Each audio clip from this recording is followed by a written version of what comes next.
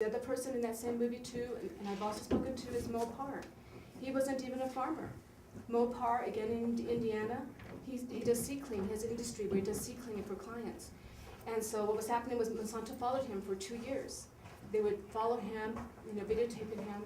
And so what he finally started to do when he realized that they were following him is that he would get up at 2 o'clock in the morning to go to his clients' places to clean their seeds before dawn, so that way Monsanto couldn't follow him. And so he ended up, having to settle out of court because he said that Monsanto showed up at his doorstep with a stack of papers, and his attorney said, basically, it cost you this much to go to district court, federal court, whatever, and he didn't have the money to go to court on that.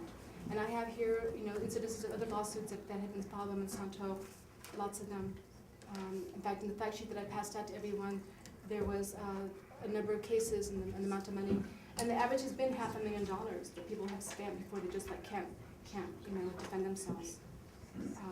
And Monsanto also told us, that how they watch people. They sit on the side of the road and they videotape you. They videotape the person and what seed bags you have, and they watch you. And so, for example, like this bill, it's not just for small farmers or for people that are organic or whatever. This bill is also for someone, for example, let's say Representative Bandy is doing GE alfalfa, and I'm doing GE corn. And so somehow, I have a contract, right, and he does too, but somehow that GE alfalfa ends up on my land. And so I can also be sued because I only have a contract for the GE corn, not the GE alfalfa. And so that's what happens is, like the alfalfa, that's Roundup resistant. The GE corn is not Roundup resistant. So what happens is that they, Mr. Representative Bandy would spray his field with Roundup, and then if there's alfalfa on the edge of my property and it doesn't die, then Monsanto knows that I was contaminated. Are you aware of any successful lawsuits where Monsanto or any companies ever successfully prevailed against somebody for an accidental possession of a genetically modified seed? Can I comment on that just a little bit? What do you mean successful lawsuits? You mean lawsuits that have gone to trial and Yeah.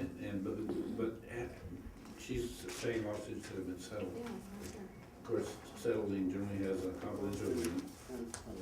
And if I can, I'd like to get a copy of that case. I'm not challenging or debating the issue so much as I'm trying to figure out, is this a big problem or not?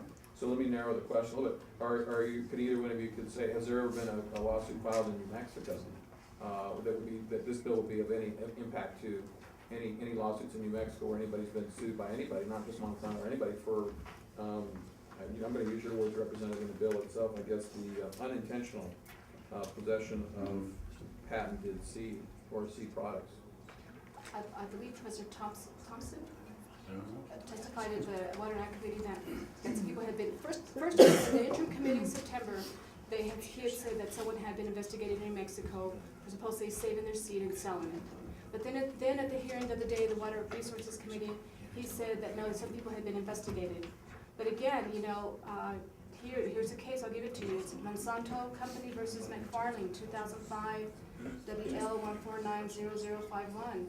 And here it says, District Court Judge Catherine Perry stated, the vast majority of cases filed by Monsanto against farmers have been settled before any extensive litigation took place. So a lot of people have ended up filed out of court. Was that a New Mexico case? No, that's in the whole United States. In the whole United States.